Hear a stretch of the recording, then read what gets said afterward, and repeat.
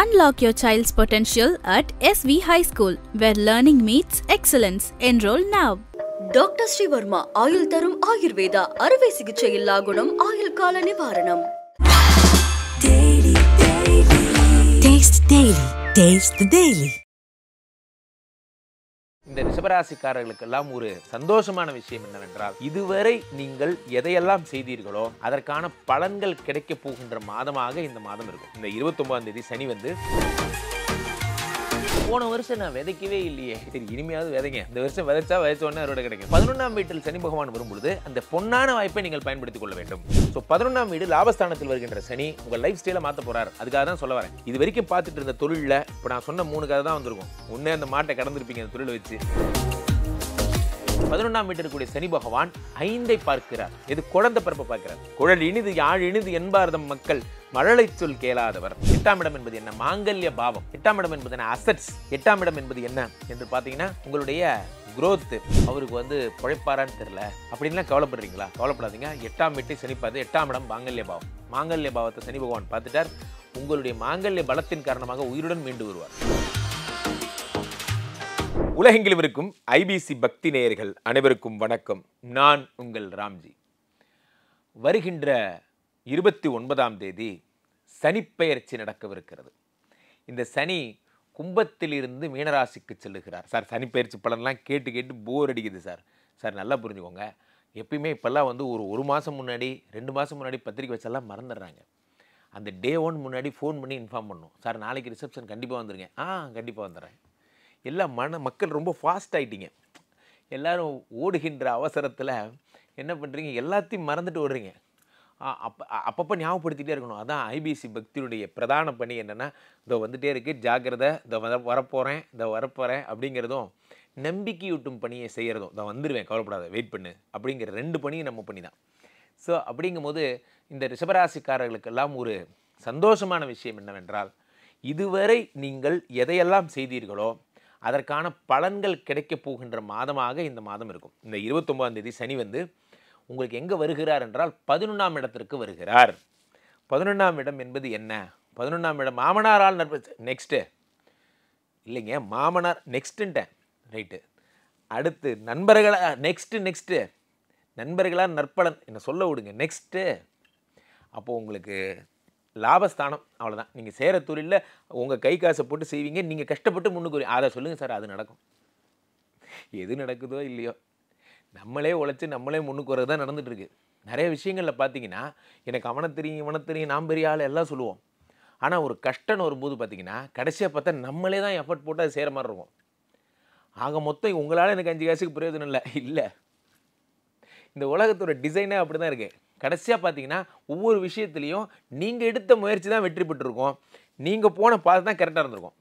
எங்கள் அப்பா அடிக்கடி சொல்லுவார், ஒரு விஷயத்தை கரெக்டாக பண்ணணுன்னா அதை நீ பண்ணு. யார் இன்னொருத்தட்ட கொடுத்து பண்ணும்போது அது கரெக்டாக வராது. அது எவ்வளோ பெரிய விஷயமா இருந்தாலும் சரி, நல்லா புரிஞ்சுக்கணும். அது எவ்வளோ பெரிய விஷயமா, ஒரு விஷயத்தை கரெக்டாக பண்ணணுன்னா நீங்கள் பண்ணணும். ஸோ 11ஆம் வீட்டில் லாபங்கள் வருகிறது, நீங்கள் ஹேண்டில் பண்ணுங்கள். நல்லா வந்துருச்சு. 10ஆம் வீட்டில் சனி பகவான் இருந்தார். நீங்கள் வந்து தொழில் பண்ண ஆரம்பிச்சிங்க. ஒரு புதுசாக ஒரு கடை போட்டிங்க. ஒரு இட்லி கடை போட்டதா கூட தான் நினச்சிக்கிங்க. ஆனால் அந்த இட்லி கடை இப்போ பிராண்ட் ஆயிடுச்சு. இந்த ஏரியாவில் நீங்கள் தான் மாஸ் ஆகிட்டீங்க. அழகாக ஒரு இது வாங்குறீங்க, கம்பெனிக்கு ஒரு பேர் வைக்கிறீங்க, கம்பெனி பேரில் அக்கௌண்ட் ஆரம்பிக்கிறீங்க. அந்த மாதிரிலாம் நல்ல நல்ல விஷயங்கள்லாம் பண்ண போகிறீங்க. ஒரு பிராண்ட் ஆக போகிறீங்க. இப்போது இதிலேருந்து காசு வர்ற வருடம் இந்த வருடம். ஸோ அறுவடை தான். இப்போ போன வருஷம் நீங்கள் விதைச்சதுக்கெல்லாம் இந்த வருஷம் அறுவடை. போன வருஷம் நான் விதைக்கவே இல்லையே, சரி இனிமையாவது விதைங்க, இந்த வருஷம் விதைச்சா விதைச்ச உடனே அறுவடை கிடைக்கும்.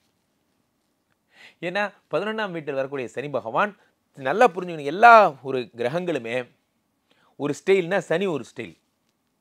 குரு பார்ப்பின் கோடி நன்மை இப்போல்லாம் சொல்கிறாங்க. ராகு பகவான் வர்றதுக்கு முன்னாடியே பண்ணுவோம் எல்லாம் சொல்கிறாங்க. ஆனால் சனி பகவானுடைய அனுகிரகம் எப்படி இருக்குன்னா, உங்கள் தொழிலின் மூலம் தான் பணம் தருவார். உங்களை தான் வேலை பார்க்க வைப்பார். நீங்கள் ஒரு ஆக்டிவிட்டி பண்ண வச்சு அதை ஜெயிக்க வச்சு உங்கள் மூலியமே சுயமரியாதைக்காரர். தானம் கொடுக்க மாட்டார். அவர்கிட்ட நீங்கள் போய் கடன்லாம் கேட்டு வேஸ்ட் பண்ணாதீங்க டைமை. அது கிடைக்கவே கிடைக்காது. சும்மா காட்டி கொடுங்க சனி பகவான், போக்குவரத்தை நம்ம பார்த்துக்கலாம், உங்களுக்கே எனக்கு இல்லாத எத்தனை வருஷமாக உங்களை கும்பிட்றேன், இந்த கதையே நடக்காது, நீ போய் வேலை செய், உங்கள் வியர்வைக்கான பரிசாக வேண்டால் தருகிறேன் அப்படின்னு சொல்லுவார். அப்போது 11ஆம் வீட்டில் சனி பகவான் வரும்பொழுது அந்த பொன்னான வாய்ப்பை நீங்கள் பயன்படுத்தி கொள்ள வேண்டும். இந்த பொன்னான வாய்ப்பு, அது ஏன் பொன்னான வாய்ப்புன்னு சொல்கிறோம்?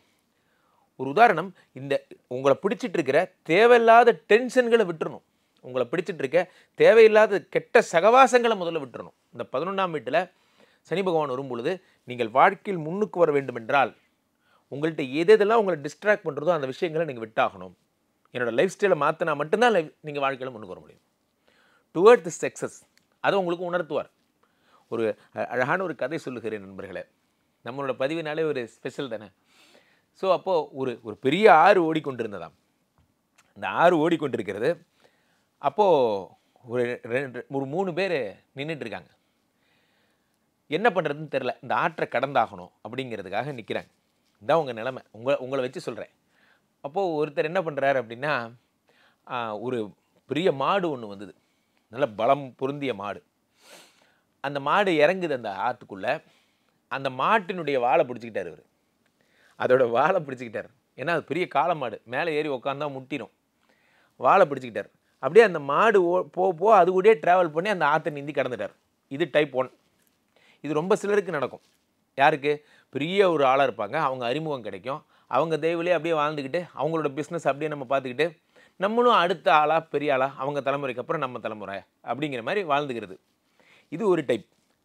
2வது ஆள், சில பேரை காலம் என்ன செய்கிறது என்றால், சில பேரை என்ன பண்ணிடு, காலம் அழகான ட்ராக்கில் அவனை கொண்டு போய் கரையேற்றி விட்டுருச்சு.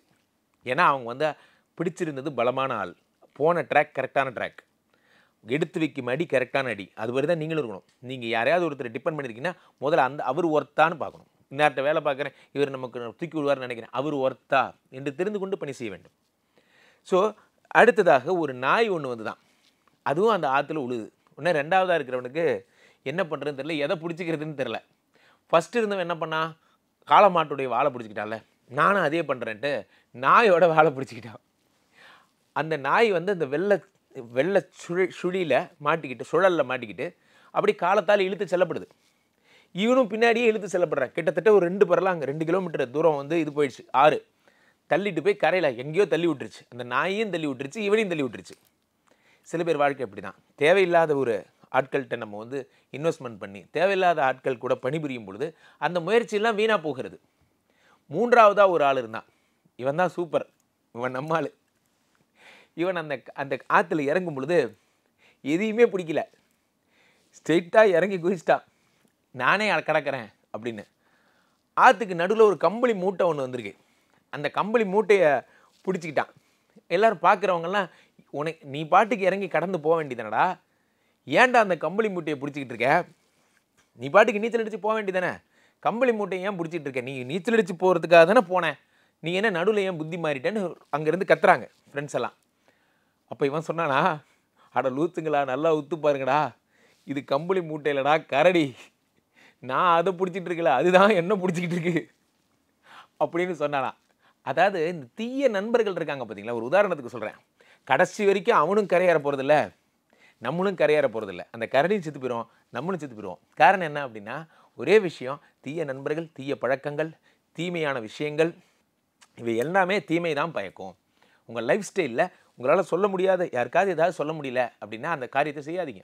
ஸோ 11ஆம் வீடு லாபஸ்தானத்தில் வருகின்ற சனி உங்கள் லைஃப் ஸ்டைலை மாற்ற போகிறார். அதுக்காக தான் சொல்ல வரேன். இது வரைக்கும் பார்த்துட்டு இருந்த தொழிலில் இப்போ நான் சொன்ன 3 கதை தான் வந்திருக்கும். ஒன்றே அந்த மாட்டை கடந்துருப்பீங்க அந்த தொழிலை வச்சு, இல்லை அந்த தொழிலோடு சேர்ந்து எங்கேயோ மிஷின் ஷாப்பாக ஆரம்பித்தேன்னா இன்றைக்கி நான் தட்டு விற்றுட்டு இருக்கேன் அப்படிங்கிற மாதிரி பிஸ்னஸ் மாறி இருக்கும். சில பேருக்கு பிஸ்னஸே காலியாகிருக்கும், ஏன்னா இந்த கரடினால. அப்போது டிஸ்ட்ராக்ட் ஆகாமல் பண்ணிங்கன்னா இந்த வருஷம் ஜெயம் உங்களுக்கு தான். 11ஆம் வீட்டில் இருக்கக்கூடிய சனி 11, 12 ஒன்றை பார்க்கிறார். ஒன்றினா உடம்பை பார்க்குறார். உடம்பை வளர்த்தேன் உயிர் வளர்த்தேனேனார் திருமூலர். நல்ல sound mind in a sound body, நல்ல தெம்பாக இருக்கணும் சார். வாழ்வினுடைய எல்லை வரை சென்றவன் நான் சொல்லுகிறேன். உடலின் அருமை உடல் விழும்பொழுது தான் நமக்கு தெரியும். உடல் விழும்போது தான் உடலின் அருமை என்ன. நமது பொறுப்புகளைப் போலவே நமது உறுப்புகளையும் நேசிக்க நாம் கற்றுக்கொள்ள வேண்டும். நமது உறுப்புகள் உன்னதமானவை, நம் பொறுப்புகளை விட உயர்ந்தவை. அப்போ ஒன்றை பார்க்கிறார். அடுத்து 11ஆம் வீட்டில் இருக்கக்கூடிய சனி பகவான் 5ஐ பார்க்கிறார். எது? குழந்தை பிறப்பை பார்க்கிறார். குழல் இனிது யாழ் இனிது என்பார்தம் மக்கள் மழலை சொல் கேளாதவர். அந்த குழந்தைக்காக காத்திருக்கிறது. உங்கள் வீடு சனி கொடுத்தால் எவர் தடுப்பார்? சனி பார்த்துட்டார். ஐவிஎஃப் ஆகுது, ஐயுஏ ஆகுது, அதெல்லாம் ஒன்றும் தேவையில்லை. உங்கள் காதலின் பரிசாக கொடுத்துருவார். இந்த வச்சுக்கோ, ட்வின்ஸ் பேபி வச்சுக்கோ, கொடுத்துருவார். சனி கொடுத்தா தடுக்க ஆளே கிடையாது.